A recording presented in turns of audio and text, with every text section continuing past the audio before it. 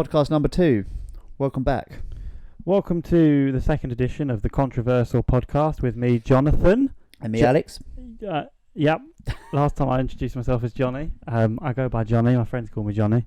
And my mum and dad call me Jonathan. You can call me Johnny. I'll call you dickhead. So, for those of you who haven't listened to us before, which I'm assuming is most of you, we take what we consider controversial topics and we discuss them, and we're not looking to be particularly divisive here or take on too strong political topics, although often the conversations do go that way. We're trying to just stoke a little bit of conversation, celebrate our differences, and have a bit of fun with it, to be honest. So Are you going to maintain this different voice the whole way through, or are you going to speak normally? I definitely have a persona when it comes to a microphone in my hand.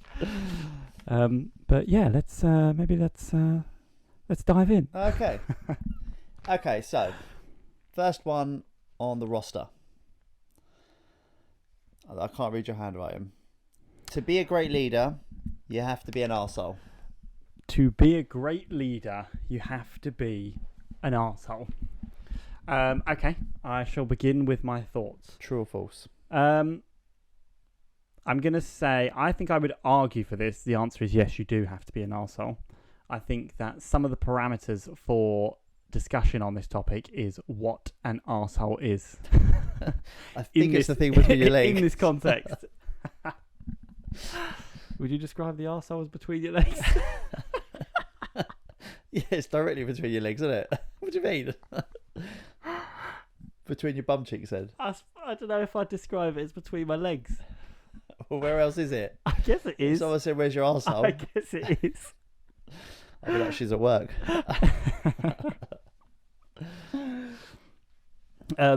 Yeah. So if the idea is that if you were to be a good leader, you're going to upset some people along the way, essentially. So inherently, to be a great leader, you should try to avoid actually being horrible to people, like deliberately horrible to people. But it feels as though there's no way to be a great leader without upsetting some people along the way, and that is part and parcel of being a great leader. That's mainly because you have to make the difficult decisions. Exactly. And sometimes you might have to fire someone or something like that if it's best for the business. Basically, you're choosing the business over other people. When you think of a leader, do you immediately think of a business? I think with myself.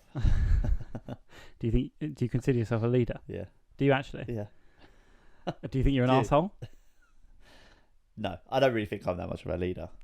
I don't think you can be a leader until you... You're a massive arsehole. Yeah, I am an arsehole. I don't think you can be a leader until you've run some sort of business. So you're really coming at it from a business, because in my head I'm thinking President of the United States. When as soon as I go leader, I'm thinking leader of a country. But a country is basically a giant business, isn't it? Well, that is true, but and I don't think it affects necessarily the outcome of this. But it's interesting to me that you, in your head, leader-wise, you're going straight to CEO of a company. Basically, I think it's because when I think about it, have you seen that?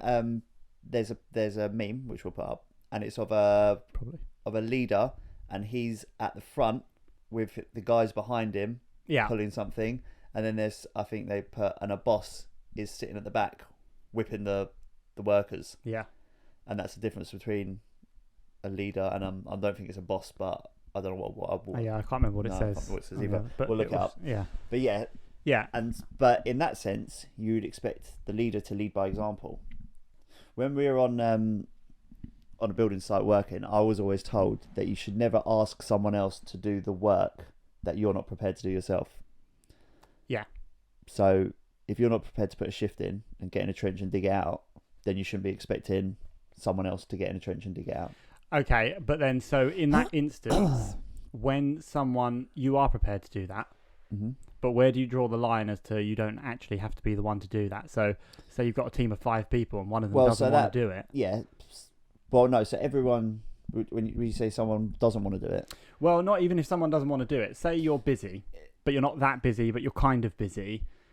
At a certain point, it doesn't become your job to do that anymore. It would be a it would be, if you're running a business, it would be from a money perspective. So it'd be whether it'd be worth your time to pay, like what your time's worth, basically. If it's not worth your time, then it's worth paying someone to do it instead of you, because you have the other things that are more important, that are more financially important than using your time to do that. That's when you then have someone else do it. Most of the difficult tasks on building sites are all labouring. They're not, the skilled tasks are the easy part, and the knocking up and the shifting stuff around, that's the hard part, but it's obviously doesn't cost anything. So, but you shouldn't be asking them, as a good leader, you shouldn't be expecting them to do something that you're not prepared to do. Yes, well, I think that's fair enough. So, do you believe that you don't have to be an arsehole to be a great leader? No, not entirely. I don't think you entirely have to be a arsehole to be a great leader, but you will have to make decisions at some point. But you don't have to be an arsehole. You don't have to. You never have to. No, be an you arsehole. do. You'll have to make decisions, but that doesn't mean you have to just not be a good person or a nice person. I think I agree with that ultimately, but I also think that there's a caveat that in this world, someone somewhere along the line will think you're an arsehole. Yes. No matter how you go about doing it. And I can speak from experience. I won't obviously name any names or any place, but I've worked for bosses who are just want to get their own stuff done, and they don't care about anything other than getting it done, and they come across as arseholes. But I've also worked for bosses who don't want to do anything, and all they want to do is make sure you're happy. But actually, you kind of also get quite sick of that, because you're a bit like, no, I want you to offer some direction. Yeah. And so they come across as a bit of arseholes as well, because they almost act like you're doing more for them than they are for you, essentially. Yeah. I think power certainly goes to people's head. I think that's a big issue with people. They get given a bit of power, a bit of responsibility, and suddenly they think they're much more important than they were, and that they can then boss people around and demand this and demand that. But maybe you have to go through that to become a good leader. Maybe that's part and parcel of the journey. And so you don't consider yourself a great leader yet, but you aspire to be a great leader. Obviously, I think everyone aspires to be. Well, I don't think a lot of people want to be a leader. I don't think they necessarily want. Do you think everybody wants to lead? Maybe this is another topic. Maybe, but no, I don't think necessarily people want to lead. But I don't think anyone would not want to be a good leader if it came down to it. Because most people, you think about it, if you go come out of business, because obviously lots of people don't want to run their own business or whatever. But if you come down just to looking after your family, which is the core, you're with your wife, and obviously this is why you're supposed to have a holder, so you're not moving around. So if you bring it down to your core, so it would just be your partner, your wife or husband, and your kids. You'd want to be a good leader for your children, to set a good example for your partner, to bring in the money or to bring up the kids, or to do whatever your part is. So in that sense, going right down just to a family, you'd want to be a good leader in that scenario. Yes, that's true, but I think that's fairly obvious. Well, not to sound too hard. I think if you're going to do stuff, you want to be good at it. Yeah. There's very few people who say, "Oh, I'd love to be a bad leader. I'd love to lead really badly." A minute ago, you just said you don't think that everyone wants to be a leader. No, yeah, but I don't think they would go, I don't really want to be a leader, but if I was a leader, I want to be a bad one. No, but some people are bad leaders, aren't they? Because they're in charge, it's true. Some people might want to be evil, or or just an arsehole. They just think, I'm do everything. I'm in charge. I'm just going to be an arsehole because I can moan about it because I'm in charge, basically. So is it more like parents? Like parents will shout at their kids because they've had a bad day. They're the leader, 24/7. The parent, the child is never the leader. Although obviously the child does what it wants to a certain extent, but the parent is always the leader, and the parent will act like an arsehole because they've had a bad day and shout at their kid for doing something that maybe their kid normally does and doesn't get told off, and then one day they're just in a bad mood and then they're an arsehole. So do you think it's more controversial to say all leaders are arseholes, or to be a good leader you have to be an arsehole, or is it more controversial to say to be a good leader you don't have to be an arsehole? Which is the more controversial statement? I think everyone who is a leader in some way or at some point is an arsehole. But I think that's part of the learning curve of becoming a good leader, and part of the learning curve of life. Indeed.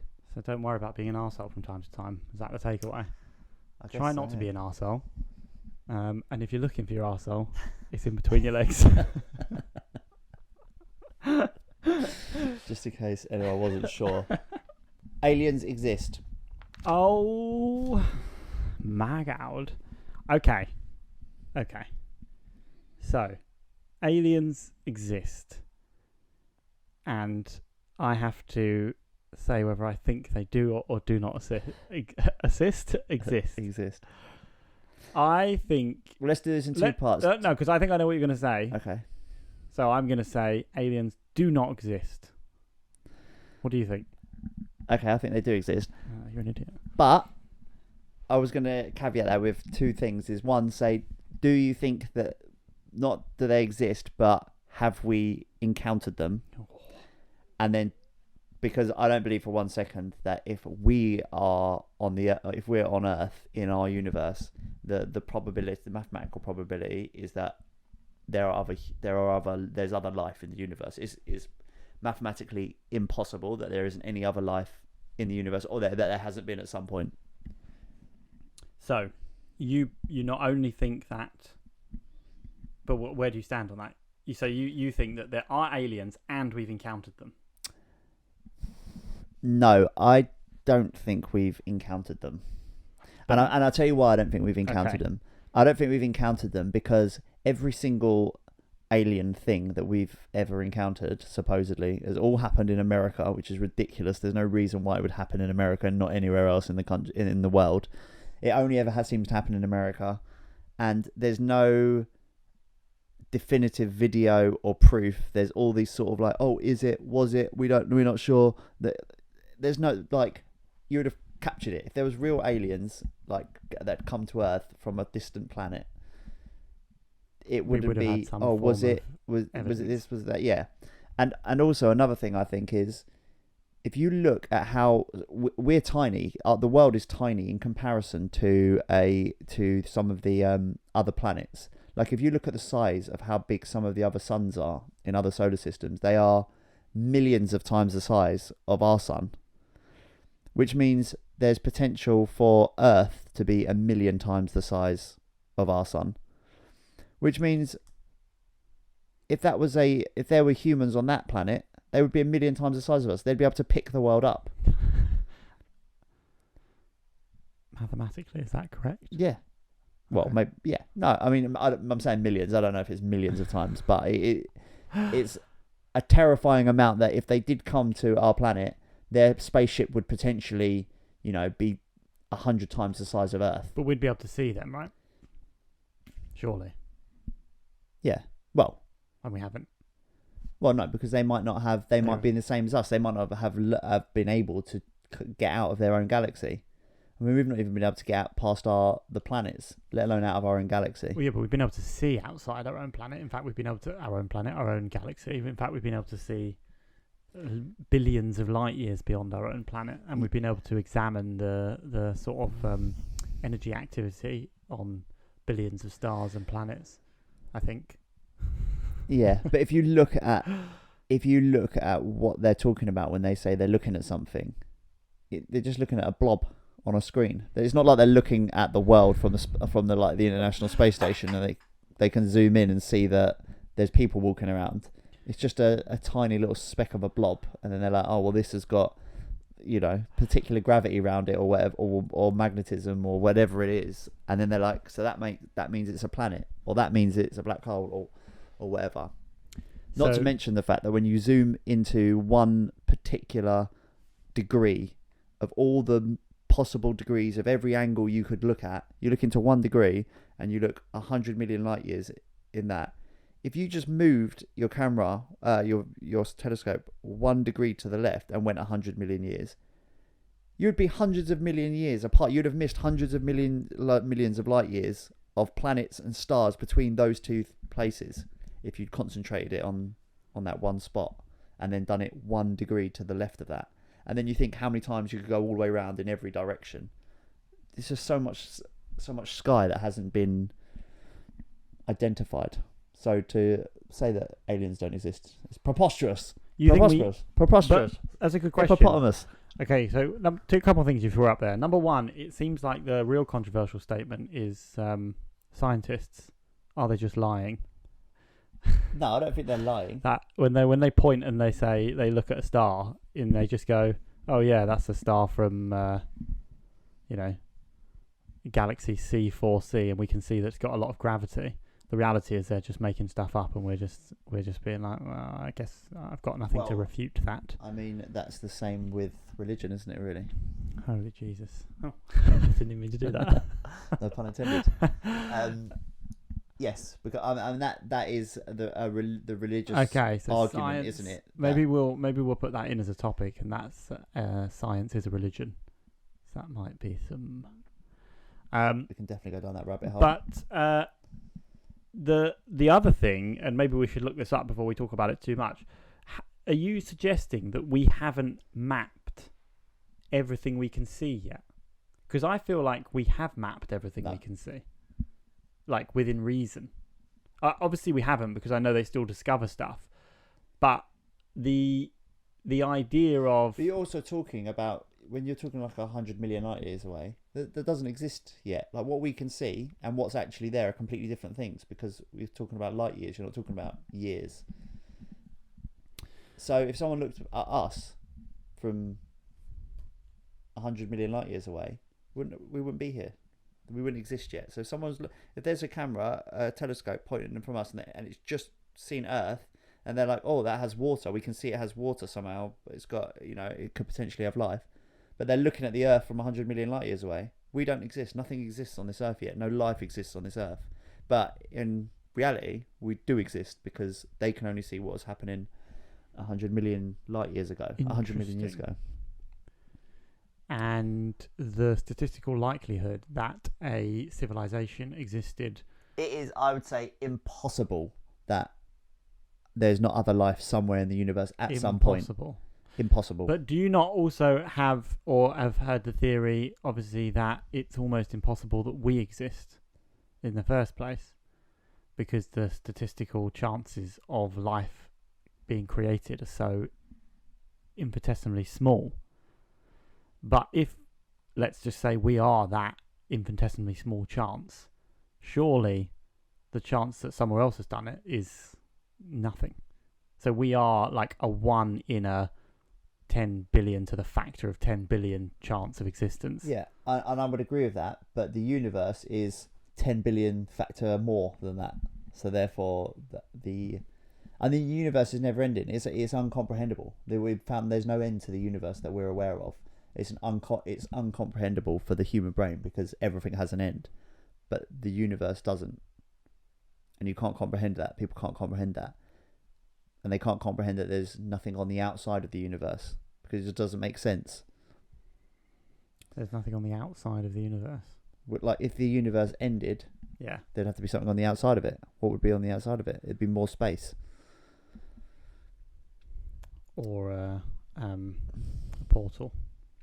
Well, I always thought that if you got to the end of the universe, you just come in at the other side of it. Yeah. Carry on. So actually, but don't they say that like there's a circle, and then there's like a donut, and then there's like a three-dimensional shape that they can't figure out what that three-dimensional shape is, but that is what the building blocks of the Earth is. So it's like a donut in the concept of, if you were on a donut, you wouldn't actually know that you're going around. It would feel like you're going forward, same as the world. It feels like you're going forward, but actually you're going around.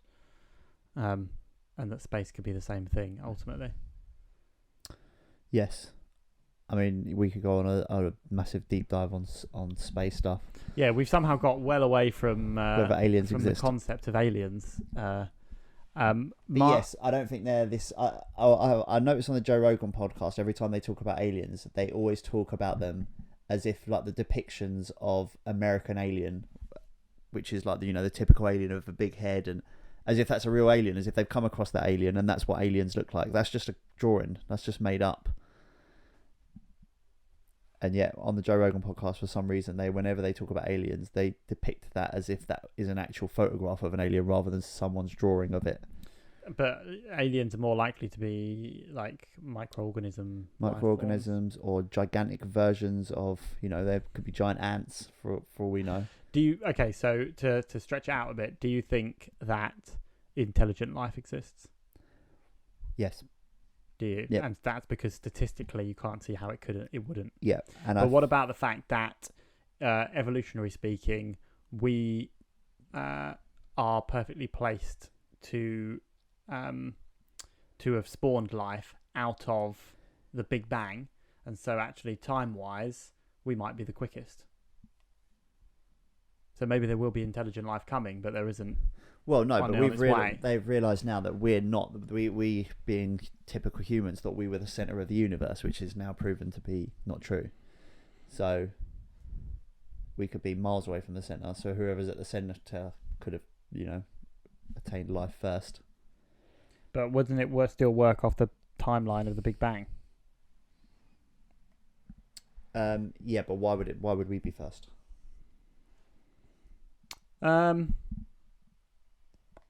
I suppose we wouldn't have to be, but because we supposedly have the perfect breeding ground for ingredients for life. Yeah, but there'd be how would someone else have got better ingredients than we've got? Well, they don't have better ingredients, but they'll have the same. So how would they be quicker? Well, I don't know. Well. Sorry, I see what you're saying. You're saying better ingredients in terms of that they would be able to form quicker, because if we all started from the same point, that because we're operating under the assumption that we started at the same point. Yeah. Right. Which means it's not like what they say 4.6 billion years or something they say since the Big Bang. Mm-hmm. So it's not like there was a civilization 6 billion years ago. Unless you want to start talking about what we think happened before the Big Bang. I see what you're saying, but we don't know that our breeding ground on Earth is the best possible breeding ground. No, I suppose not. I suppose that there could be lots of other. It's a good breeding ground, but it might be terrible compared to Alpha G 47475 or something. Exactly, and I've heard that's a good planet. Yeah, it's one of my favourites actually. I got laid there when I was 14. That's a make-believe planet, is it? Yeah. That's your website. Okay. Okay, so I think we're settling with that aliens do exist. I think with that one got away from us a little bit. I'm not sure we're knowledgeable enough about the universe. We can come back to we'll come back to science as a religion on another one. Yeah, okay. Right, next one. And we are back. We're back, and now I can see myself. I'm not that happy. Wait till the camera flips your face around. Right. Number 3. Cake is better than ice cream. Cake is better than ice cream. I should really think about these more before we start this. I mean, I have a massive... What? Put them together. Put your hands together. Yeah, ice cream and cake do go so well. At the moment, I'm actually on a massive... how do I put this? Like ice cream ban crusade. Oh, no, crusade. The opposite. Like I'm big on ice cream at the moment, so I'm definitely going to be going with ice cream on this one. Is it not important though what flavour ice cream or what cake? Sort of, but conceptually, ice cream is better than cake as a result of when taking into consideration all variations. I would have to strongly disagree. There's amazing cakes out there, but ice cream is a more universal and it's got more utility. Yeah, you can have it with more stuff, and it's much lower calorie. It is lower calorie. I've noticed that. So I'll tell you about my crusade that I've been on. Cool. Basically, I don't want to shout out too many brands, but if any brands want to sponsor us at this early stage of our careers, then they're more than welcome to. So Oppo or Halo Top. Yep. So basically all the low calorie ones. But it's amazing. Like 200 calories for half a tub. and half a tub will make you feel like you've just like I pigged do out a on the whole Sunday. tub. Well, I bet you do.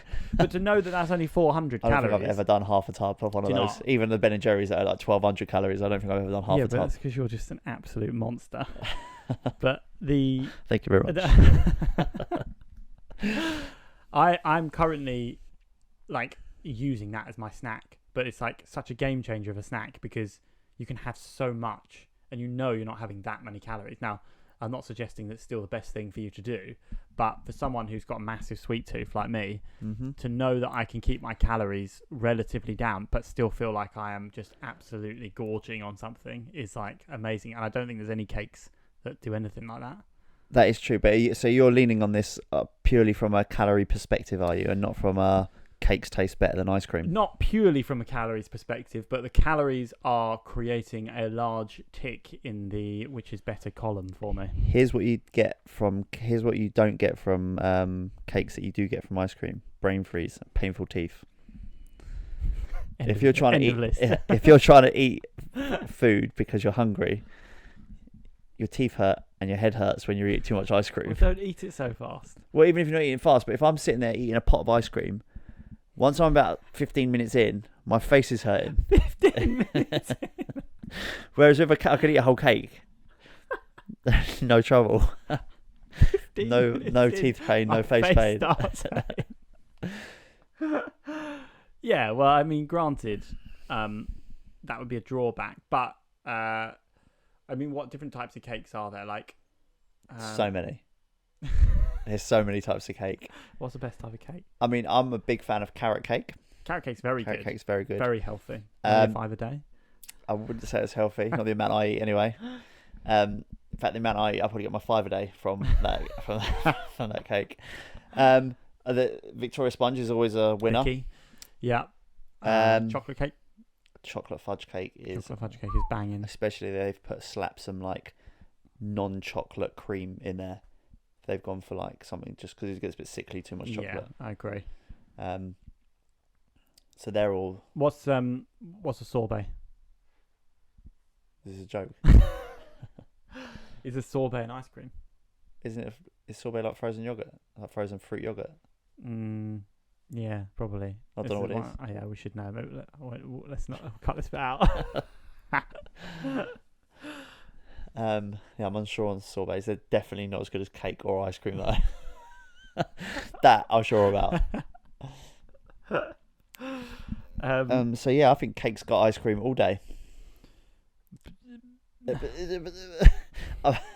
hang on. Okay, so you're at a restaurant. Yep. And you've had a nice starter meal, and now you can either have a cake. I would or never, some ice ever, cream, but ever, you can't ever have both. I would never, ever. Okay, I would never pick ice cream as a pudding. When George gets ice cream, I just look at it and figure, what? Why would you just get ice cream? George is Alex's boyfriend, by the way. He's not my husband.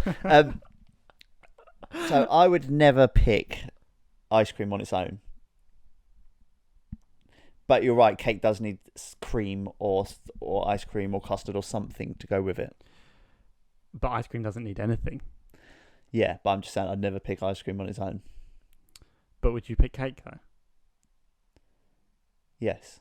So you would go for I would choose cake and cream. No, you're not allowed cream. I'd still pick the cake. I would never pick ice cream. I'd never ever have ice cream on its own. Okay, that's fair enough. The only time, in fact, I would have ice cream on its own, and technically it's not on its own, is if I was having it in a cone. And it's technically in a cone.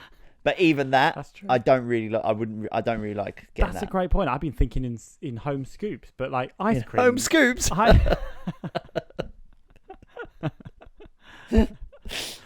Sounds like some slang. An old lady. How's it going, home scoops? No, I haven't in my head. I hadn't even considered. I mean, forget that the utility of ice cream. So ice cream is technically portable in a way that so cake that you can just walk around eating cake. But you don't sell cake from the back of a van. No, but you could sell cake from the back of a van. Do you think that would work though? That wouldn't work because that wouldn't work. Yeah, but then also ice cream melts, cake doesn't. So when you go to a party and you leave a party and they give you cake in a bag, if they gave you ice cream in a bag, you'd be disappointed, wouldn't you? Because it'd melt all over everything. Yeah, that's true. To have birthday cakes. Some people have ice cream cakes. It's probably a mix of it all. That's more of an American thing, an ice cream cake. So I'm team cake on this one. I'm team ice cream. And I don't know if I won that one. I don't think we'll. Maybe we'll have some cake and ice cream after and make a final decision. Yeah. Jelly and ice cream's good. I don't know. I wouldn't want jelly with it. But I would like where do we draw the line on like chunks inside ice cream? I love chunks. Mm. If I'm going to get an ice cream, it needs to really have chunks. Especially if I was going to eat a tub of ice cream. I know I just said I wouldn't eat ice cream on its own. But if I was eating a tub of ice cream, which is rare, it has to have... I would never just get like a vanilla. Earlier you said you've seen off Ben and Jerry's. I have, yeah. So I have seen those tubs off on occasion. But they have like bits of brownie in and they have like chunks of chocolate in, don't they? I would never see off like a tub of just vanilla ice cream. Yeah, no, but when... Yeah. Naff. But that's like saying thinking of ice cream as vanilla is the same as thinking of cake as just like plain sponge. Okay, well, I don't think I would really eat any ice cream unless it had stuff added to it.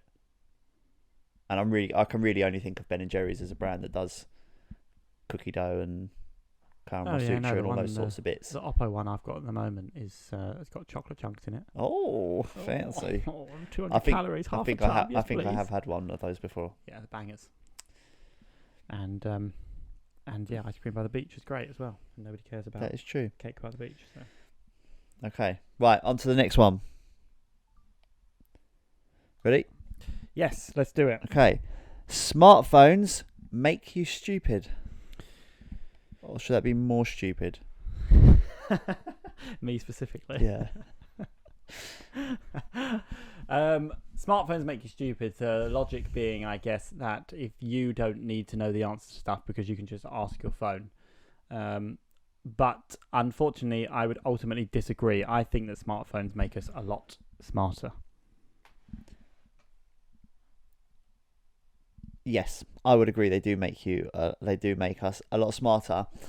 I think, in fact, that the whole school system needs to be revamped now that they have smartphones, because everything you learn at school, you don't need to know. Not everything.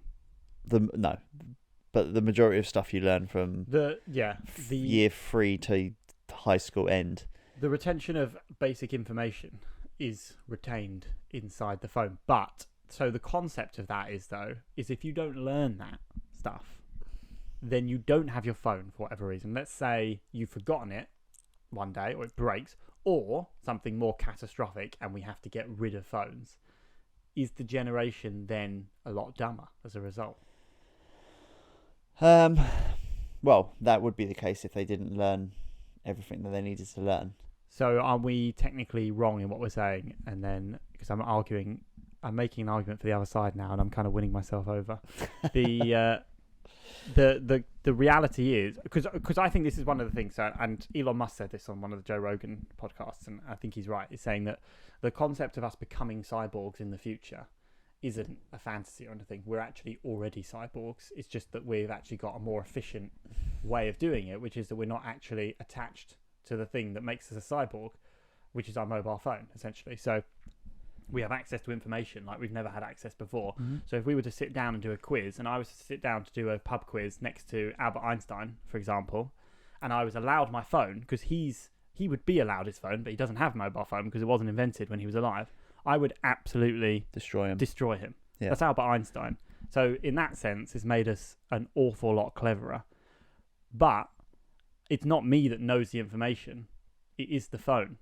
And the more we become reliant on the phone knowing the information, the less we will actually know ourselves. And then, yeah.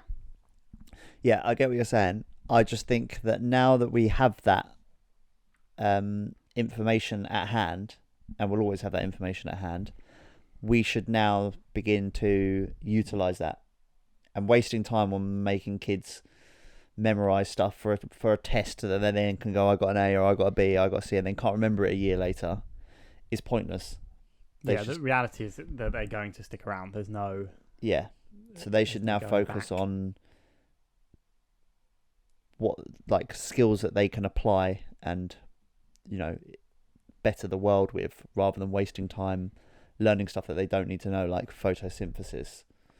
Well, see, but that's the thing. I don't know if that would be an example for me where photosynthesis is something you need to learn, because you can't learn that from your phone, because you need to know what you're learning, if that makes sense. But why do you need to know what photosynthesis? Why do you need to know? I can't even remember exactly what photosynthesis is and how plants like get sunlight and stuff. Well, grow. I mean, plants get sunlight by being in the wet sunlight, but isn't it good how they grow though from it? Yeah. Do you even know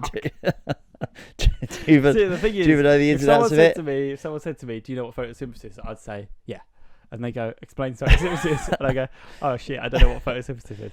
It's But my point being, in these kind of things that you're taught, like trigonometry and all this stuff, unless you're doing a job that is that specific, you don't need to know lots of these things. Like, I don't need to know about the Anglo-Saxons.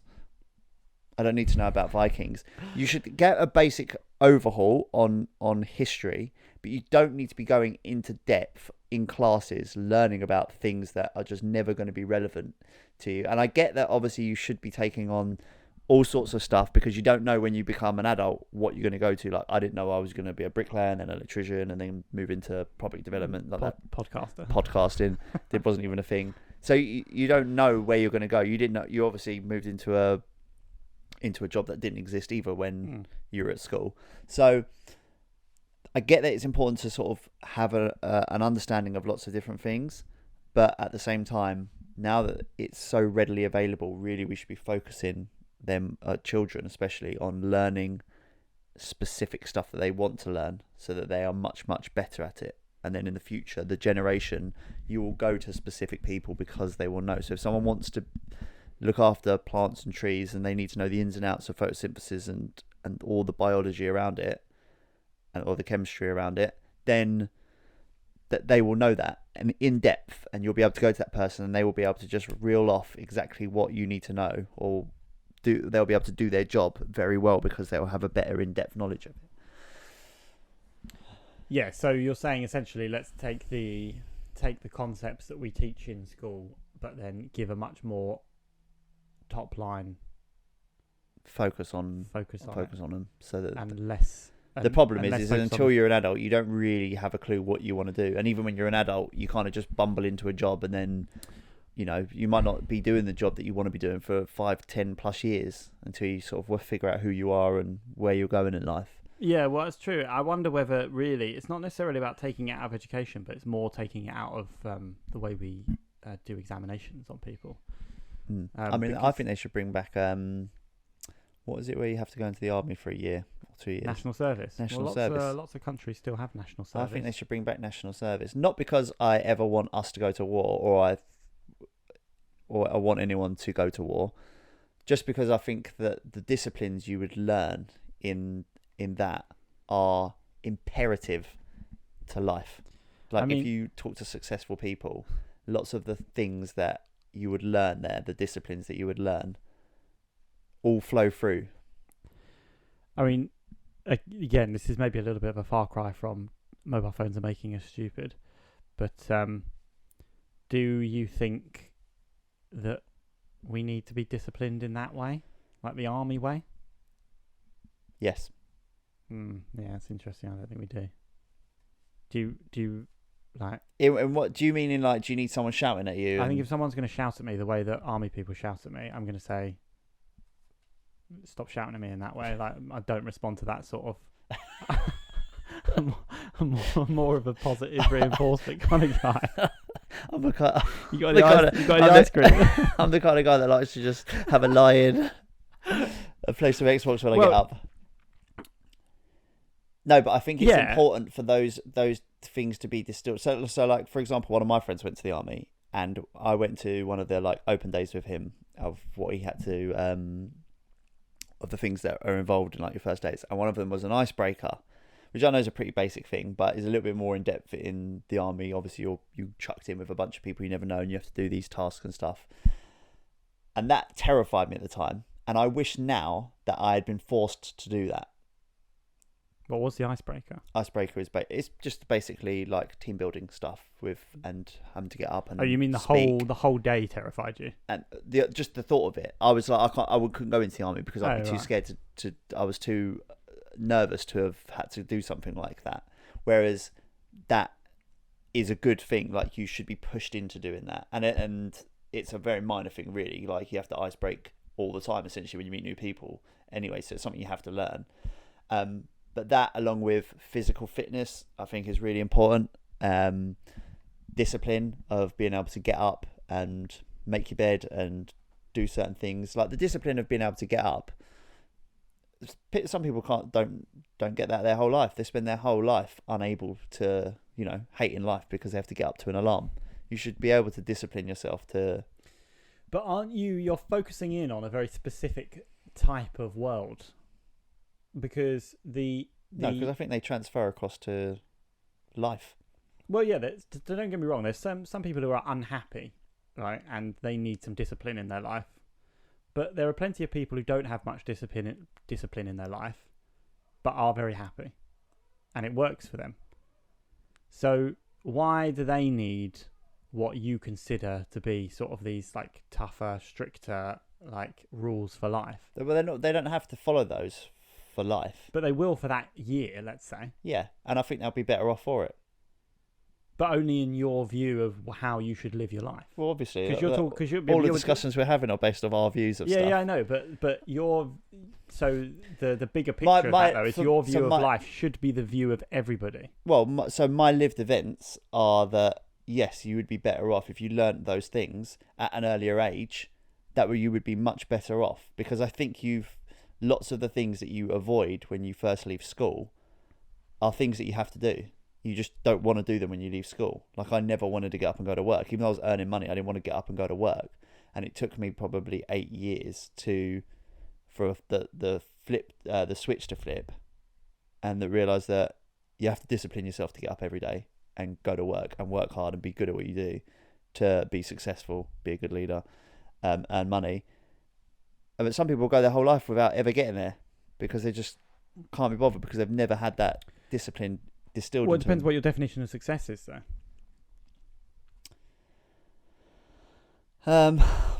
Because a definition of success, there's lots of financial or social popularity or strength might not be somebody else's idea of what they're looking for. They might be looking for as little stress as possible. I don't think anyone though wants to be financially uncomfortable. No, but again, you can live on very little if you have the ability to not worry about certain things that many of us do. So you wouldn't need a whole lot if you could take yourself off grid, tend to your cabbage patch and so on and so forth. Yeah, I just think that... Bit of an extreme example. Yeah, but I just think that you would have I think as at a young age, the things you learn then, if you were to be in the army for 1 year, I just think that they would accelerate the things that you learn over the next 10 years. Between 16 and 25, I think everything that you really come to realise in those 9 years, 10 years, I think you would have learnt in years 1 and 2. If you... Yeah, and I see your point, but here's my problem with your suggestion or your concept of it. So, what would you do with the people who refuse to go on that? I'd shoot them.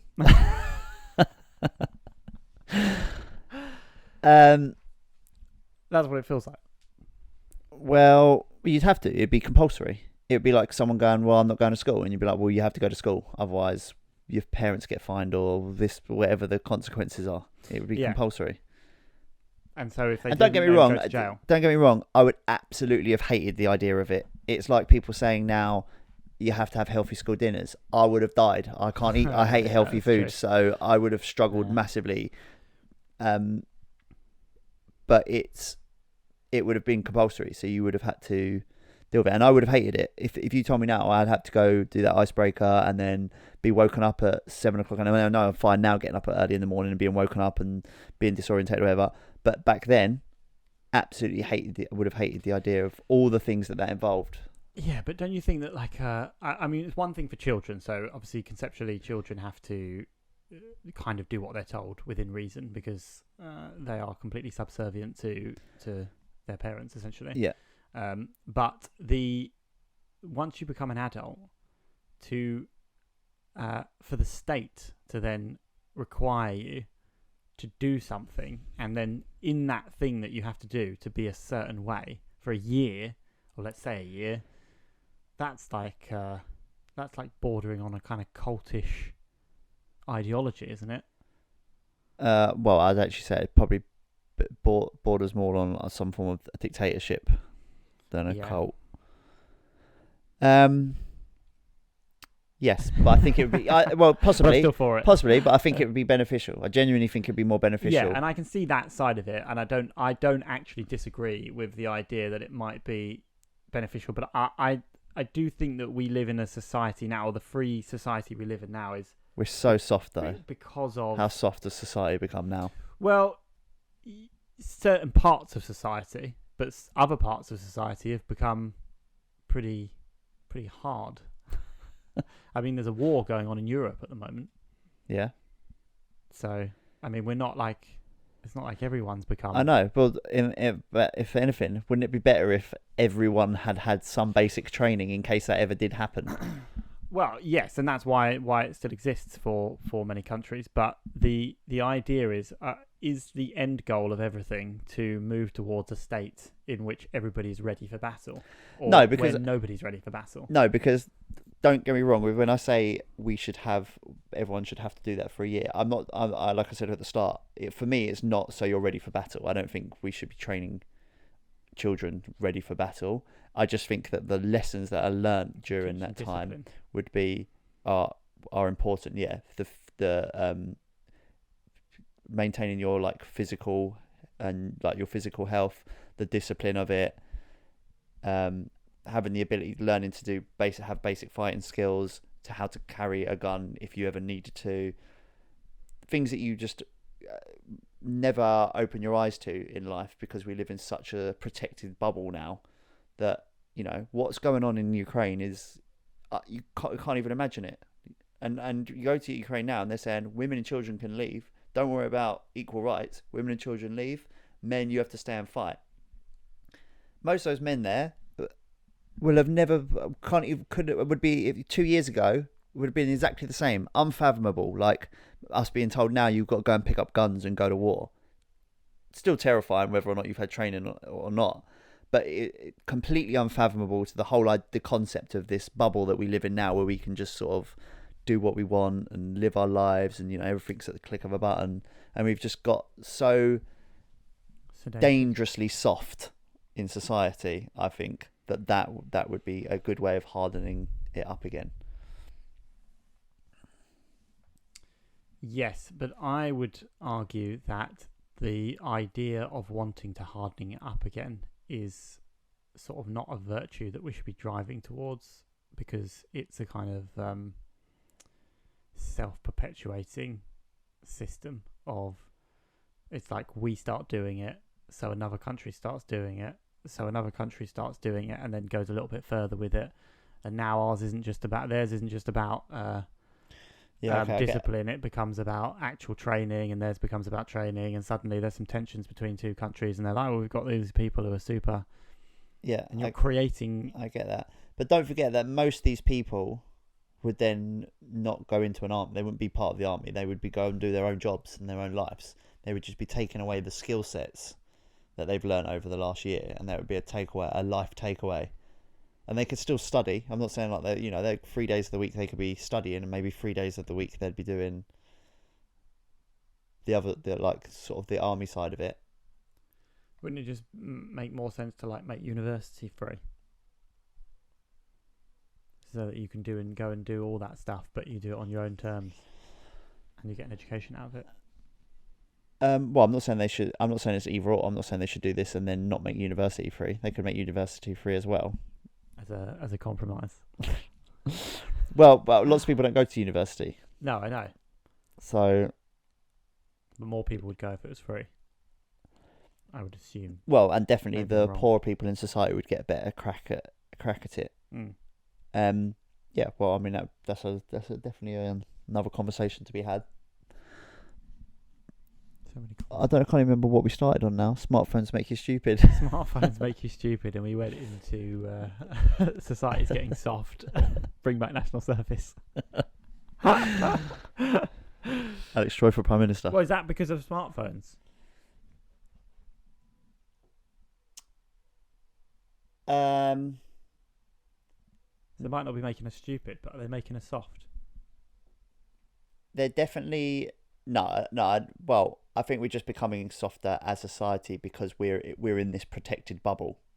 I think that's what. It's not so much to do with phones. I think the connectivity of being able to connect with lots of other people who are also in that bubble and think, oh, you know what, we're in this protected bubble. We've got people who will be soldiers and will fight for the country. We've got, five pilots, plane pilots, and for fire. And so then they think, oh well, let's make noise about something else that's, not as dangerous of a job. But certainly phones have made life easier for us. Communication, information. So that's part of where comfort has probably come from. Yeah. And attention as well, actually. So when you talk about these icebreakers and stuff, people sitting and going to parties or sitting in a restaurant by themselves, straight on their phones. Yes. Well, and also now, though, you don't have to be good or intelligent or skilled. You just need to be entertaining on a phone. And so there's a guy that keeps popping up on my TikTok at the moment, and he's just an idiot, in my opinion. Like, he just gets on lives, chats loads of shit, and yet he's got loads and loads of followers and makes loads and loads of money from YouTube because he just puts up videos, and people obviously either find him aggravating or entertaining, but he draws audience, and that's all you need now. Bad role models. Well, I think we're coming around to saying that it does make you more stupid. Did we start by saying it doesn't? Yeah. Okay. But yeah. Not only does it's made everyone slightly more stupid. Yeah. And you find yourself now amazing not watching documentaries or programs or stuff on Netflix, but actually just weird people trawling through shit on TikTok and Instagram Reels. Yeah. And time when you could be reading a book, spend with loved ones, learning something new, you're busy just scrolling through social media. But on the flip side of that, instead of scrolling through social media now, we're sitting here doing a podcast. So, and we're doing that because of mobile phones. Swings and roundabouts. We're using laptops and mobile phones. Yeah, well, maybe we can. There's some topics there we've opened up that we could probably visit in deeper detail. Okay. Ready? Yep. I'm going to change this last one slightly. Okay, is this the reflex? Okay, time for the reflex. Right. Are you ready? Yeah. Friends are better than family. Woo! Is your microphone working? Yeah, I think so. Yeah, I can hear myself now for once. Can you hear me? Yeah. Oh. Has it switched around so now I can hear myself and you can't hear you? I can't hear anything. Can you hear me speaking? Oh, there you go. Yeah, no, I can. Okay. There you go. Friends are better than family. Oh, God. Well, I mean, let's... personally, in my personal experience, no. But as a concept, I would have to say yes, they are. Why? Because friends are the family that you choose, as they say. There's no guarantee of a good family, but there is a guarantee of a good friend, assuming that they're actually your friend. So I'm not talking about people who are supposed to be your friends and turn out not to be your friends. Yeah. So it does revolve a little bit around your interpretation of the word friend and whether you think bad friends can exist. And I guess they can. They definitely can, yeah. Because you can still be friends with them. But there's no guarantee of a good family, basically, whatsoever. And you can leave your family, obviously, if they're really, really bad. But if they're just a little bit annoying, you're kind of stuck with them in a way you're not with your friends. Yeah, I agree. You've got to stick through most of the time. As long as your family aren't bad, you've got to stick through with family through thick and thin. Whereas with a friend, you might drop them if they cross the line. Yeah. Whereas with a family, you can't. If you're a fairly close knit family, then you can't just drop family. Or if you do, it's very awkward and makes things very difficult. But then maybe that's what bonds families together, because you don't cut and run. Whereas you might cut and run with a friend. Well, is there an argument to say it depends who you are, but like you can't really cut from your friends either? Like, how often do you find that you do run into things with your friends, but actually you end up staying friends with them in the long run? Because you have to be extremely popular and charismatic in order to just be like, I don't need that friend anymore, I've got a new friend. And some people are like that, but a lot of people end up in the same friend groups for a really long time. I would say I've done that a lot. Got rid of your friends? Yeah. Don't know why I said it like that. Yeah, I think because a lot of my friends stayed friends with my ex, and I cut everyone and moved on. And I saw a couple of them again and didn't see lots of them again. But then I guess you question then, well, how good of a friend are they? But I guess that's a good thing. If you had then said, oh, well, I want to stay friends with your ex, then that would have been a more difficult conversation. But if you had to get rid of all your friends now, or your family, which one would you get rid of? Oh, that's difficult. That is a brutal question. I couldn't answer that question. No, you're going to answer it. I can't. Bear in mind that Alex is my brother. What section would George, my boyfriend, fall into? No, yeah, that's a good point. So I would say that they are your family in this particular instance, even though you're technically not. I would have to pick family then. Yeah. Yeah, and I think that's. But if George wasn't in the picture, it would be I wouldn't be able to give you an answer. No, I think for the purposes of that question, I think if you are in a relationship with someone, they can be considered your family. If your intention is to make them your family one day. Yeah, I guess they are family. They're not a friend, aren't they? They can be a friend, but then they become. Yeah, even if you don't want to get married to them, if you have children with them, or you literally spend your whole life with them, they can be considered family. And that's where I think then family's better as well, because you've actually then you do have an element of family that you choose. Also, yeah, family does change as well, because we're thinking of it from a perspective of me, you, and your mum and dad, and your grandparents, and then potentially aunts, uncles, and cousins. We're not thinking about it though as us being the parents, then children, and then their grandchildren. They could be awful.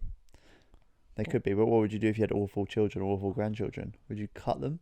Disown them, yeah. Probably. Would you though? I don't know if you could. If that's something I wouldn't. By the way, not at all. But they would have to be. They would have to be horrendous. What happens if they one of them beat up Josephine? Would you not disown them then? Oh. I mean, these are difficult questions. Trying to get my head around, how you would approach that. It depends whether Josephine been running her mouth again. Typical. You wouldn't know, it'd have been a Swedish song. Yeah. The chances of something like that happening, you can't I can't imagine how I'd react, because jokes are I'm flailing about on water trying to answer this question. Oh, that's tickled me. What bit?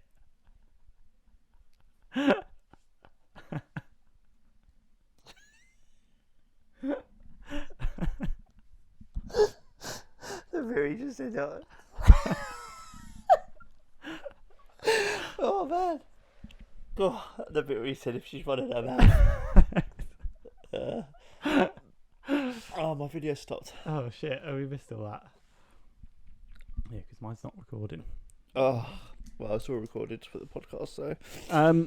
So what would you do in that scenario? Well, so the problem with that scenario is there would have to be two sides to that story. That's the problem. And so I would have to assess based on the situation in which one did it to the other. Okay, so this would be interesting then. So say, but I wouldn't get rid of it. I wouldn't cut either of them. I don't think. I think even if I felt like my son was massively in the wrong, which I assume I would, or your daughter, or my daughter. Yeah, I mean, it would be. Funnily enough, in my head, I don't know whether this is sexist these days, but I think it'd be worse if my son beat up my mum rather than my daughter. Obviously, depending on the level of the beating. But on that cheery note, we're going to end today's podcast because our cameras have stopped working. Mainly because our cameras have stopped working, and we'd just like to say a big thank you to everyone who's listened. Stay controversial. Stay controversal. And, we'll catch you next week. Catch you on the flip side, motherfucker.